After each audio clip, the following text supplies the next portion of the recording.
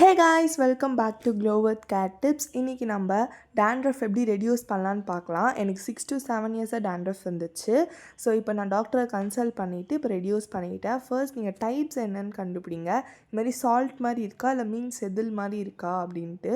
Salt மாதிரி இருக்கும் போதே நீங்கள் டாக்டரை கன்சல்ட் பண்ணி ரெடியூஸ் பண்ணிவிடுங்க. மீன் செதில் மாதிரி ஆகிடுச்சுன்னா அது குறைக்கிறதுக்கு ரொம்ப கஷ்டப்படணும். எனக்கு மீன் செதில் மாதிரி இருந்துச்சு.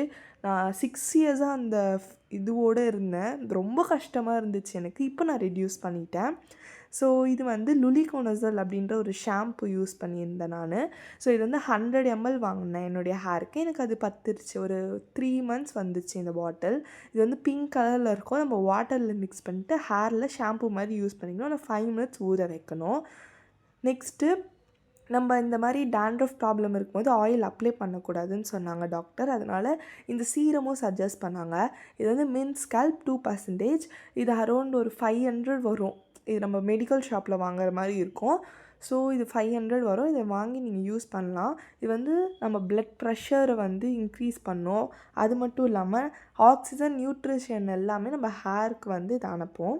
அது மட்டும் இல்லாமல் நியூ ஹேரை ப்ரமோட் பண்ணுவோம். இது கூட இந்த ஃபில்லர் மாதிரி ஒன்று கொடுத்துருப்பாங்க. ஸோ அதை யூஸ் பண்ணி நம்ம வேர்க்காலெல்லாம் வைக்கிறதுக்கு வந்து யூஸ்ஃபுல்லாக வந்து இருந்துச்சு இது.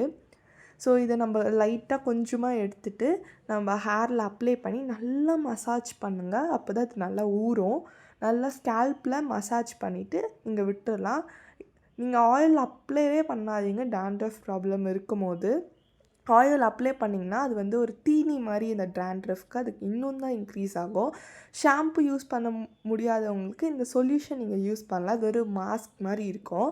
ஸோ இது எப்படின்னா வாட்டரில் வந்து நம்ம ஊற்றி இதை லைட்டாக ஒரு 1 hour அப்படி அப்ளை பண்ணி வச்சுக்கணும். அதுக்கப்புறம் இதை நார்மல் வாட்டரில் வாஷ் பண்ணிவிட்டு விட்டுட்டோன்னா நம்மளுக்கு சூப்பராக டேண்ட்ரஃப் ரெடியூஸ் ஆகிடும். ஸோ இந்த 3 ப்ராடக்ட் உங்களுக்கு வேணும்னா நீங்கள் கமெண்ட் பண்ணுங்கள். நான் உங்களுக்கு லிங்க் டைரெக்டாக சென்ட் பண்ணிடுறேன். ஸோ இந்த வீடியோ பிடிச்சிருந்தால் லைக் அண்ட் சப்ஸ்கிரைப் பண்ணிக்கோங்க. டாக்டரை கன்சல்ட் பண்ணுங்கள். அதுக்கப்புறம் இந்த ப்ராடக்ட்ஸ் யூஸ் பண்ணுங்கள். தேங்க்யூ.